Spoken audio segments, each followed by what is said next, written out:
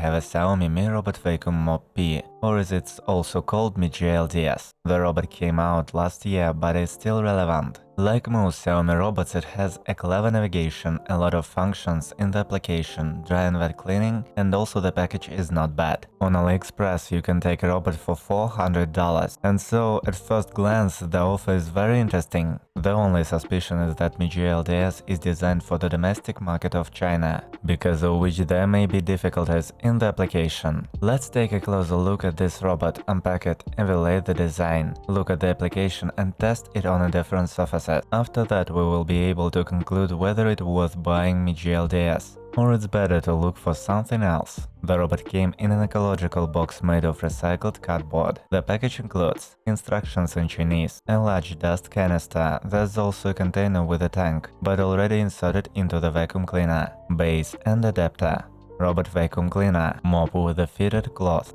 spare wipe, a pair of hand brushes, the main and the spare. By Xiaomi standards the package is rich. The only thing missing is a spare HEPA filter. Now let's look at the robot in detail. In terms of design, it almost completely repeats the Xiaomi V2 Pro. The only differences are the shape of the buttons and the color of the lidar.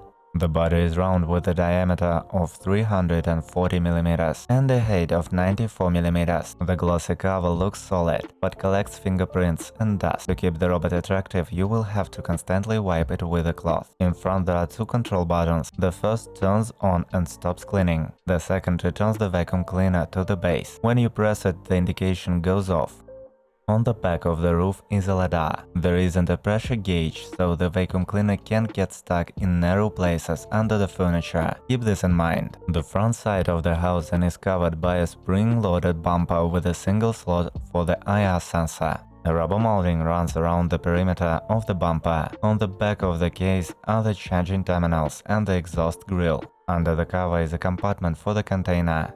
There are grooves in it through which water enters. You may also notice the contact pads, which are used to power the pump. One of the two models is inserted into the compartment. The first is a 550 ml dust canister. It's made in the form of a translucent box with a hinged wall. There's no non-return valve, so you have to be careful to remove the clogged container so that the debris doesn't fall out on the floor. At the outlet of the container, the air passes through the HEPA filter and the copper mesh. The second model is a combined model. The bottom of the dust canister has a capacity of 300 ml, and the top the water tank of 200 ml. The filler hole is plugged at the mouth of the medium diameter. You can get water from the tap. Filtration is simplified. HEPA filter without a grid, so constantly use the container. I wouldn't, only if you need to wash the floors. Also, under the lid there is a recess for the service brush with a hair cutter. At the back is installed a mop. You don't have to turn the vacuum cleaner upside down to put it in. The locks work perfectly.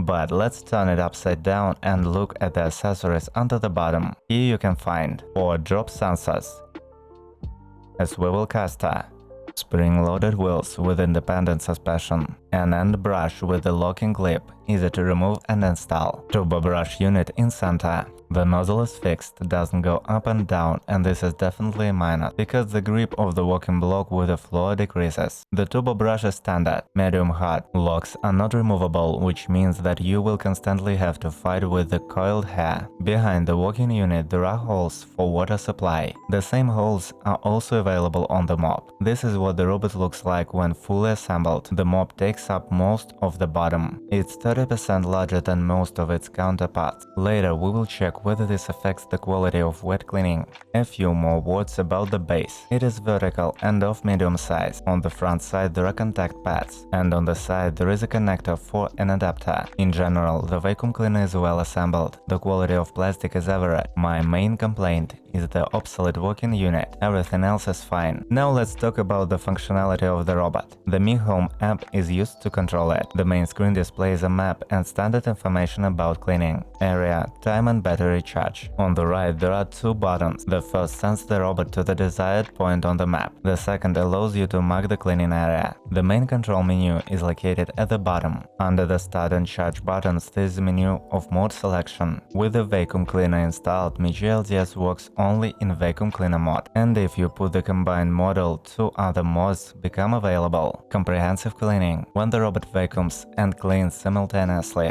and just wet cleaning, during which the central motor is turned off. Also, once the combined model is installed, the wipe wetting adjustment is opened. The suction power is adjustable in 4 positions. In the turbo value it reaches 2100 pascals. In the advanced settings you can view cleaning history with maps drawn, schedule walk by days of the week with the choice of desired rooms and cleaning parameters, set up extra walkthroughs, alone furniture and double pass cleaning, activate white cleaning, a useful option if you need to move the floors of a large room, turn on a D&D mode, disable voice notifications. This function will come in handy for sure, because the robot only talks in Chinese. You can also adjust the notification volume. As you can see in the settings, there is a check mark next to the map memory. You can uncheck it if you want to give the robot to your parents for the day. In other cases, it's better to leave the checkbox as it is. Also, in the advanced settings in the map editor, here you can draw virtual walls and set forbidden zones. There are no separate zones for wet cleaning, another small disadvantage. In a separate editor, you can change the boundaries of the rooms and give them the familiar names. There are also functions for resetting the map, calibrating the drop sensors,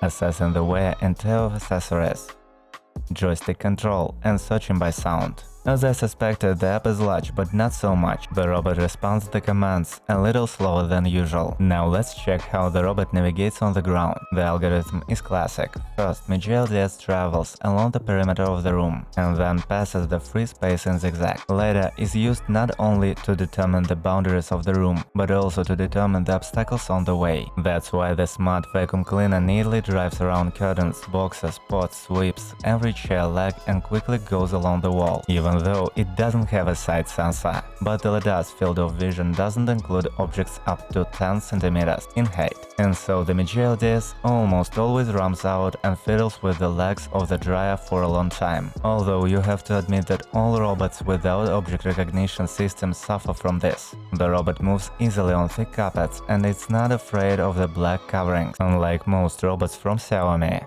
The only drawback, there is no automatic suction power increase. All coatings Mijia LDS handles with the same preset power. The battery capacity is medium, 3200 mAh. Its charge lasts for 87 minutes in turbo mode. In that time, the Mijia LDS processed 73 square meters. And considering how cluttered the apartment is, this is a good result. Look how much debris the vacuum cleaner managed to collect. Wool, filler flakes, a whole lot of dust. And this is taken into account that the apartment is constantly cleaned by other robots. But let's try to evaluate the result of cleaning objectively. A few tests will help us to do that. Let's start with the simplest test. Pack wet, cereal and fill on the lemonade. Most robots pass this test without problems. Mijia LDS also did great. It has picked up 98% of the debris. The individual particles were left in the corners where the robot cannot go because of the round shape of the body. The test with sand also passed successfully.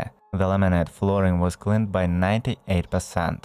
Small accumulations of dirt were left in the corners and along the walls. I think if the robot had a second-hand brush, it would do 100%. As expected, there was no problem picking up hair. And all the hair ended up in the dust canister, not on the turbo brush. But it should be taken into account that for the test I used the cat's short hair. But long hair is sure to get warped around the brush, and you will have to deal with them for a long time, because the end of the turbo brush are not removable. The next test is fine debris on the thin carpet. I must say that here I expected more from the robot. Mijia LDS picked up only large debris, but small particles could not pick up. And it's not just because the turbo brush is loose or soft. The problem with the suction power, still 2100 pascals, is not enough by today's standards. The final result is only 70%. The result is even worse on an average carpet. The dust canister contained only half of the test debris. The test leads us to the following conclusion. The Mijia LDS is as good as the premium vacuum cleaners on smooth surfaces, but it cleans carpets as badly as any budget robot. At the same time, I measured the noise level of the vacuum cleaner. The results are excellent. At minimum power, no more than 50 decibels, and in turbo mode up to 60 decibels. Most analogs are much noisier.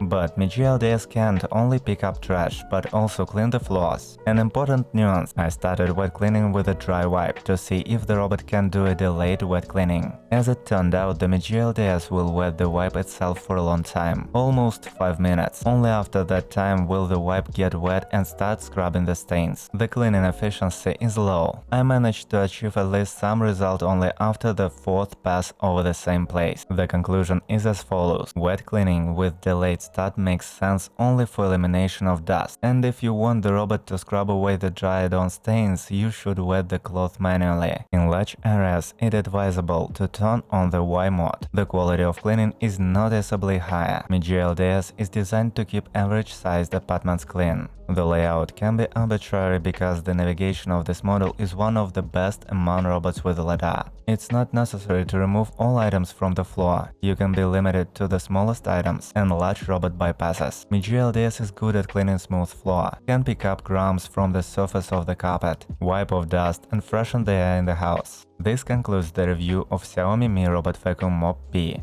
Write your feedback, what do you think about this model, and subscribe to my YouTube channel, not to miss reviews on the most interesting models. Happy shopping everyone, bye!